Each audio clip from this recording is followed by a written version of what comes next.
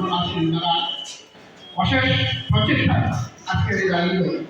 তো আজকে যারা আপনারা আমাদের টিম ইউনিটের ডাকে সাড়া দিয়ে এখানে উপস্থিত হয়েছেন, সকলকে টিম ইউনিটের পক্ষ থেকে আন্তরিক অভিনন্দন এবং শুভেচ্ছা জ্ঞাপন করছি।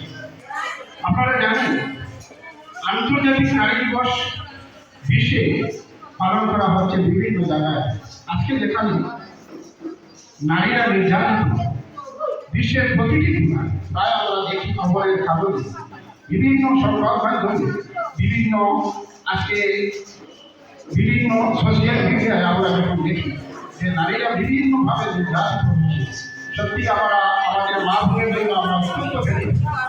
আজকে ওই মা বোনদেরকে সম্মান জানানোর জন্য বিশ্ব নারী দিবস, আন্তর্জাতিক নারী দিবসে আমরা আপনাদেরকে ডেকেছি। সেখানে আমাদের তরফ থেকে যে ইউনিটের তরফ থেকে যে সামান্যটুকু সম্মাননা জানানো হবে, তার জন্য আমি বিশেষ করে আমাদের ইউনিটের উদ্যোক্তা বিষয় রুহুলকে আবার ধন্যবাদ জানাইছি।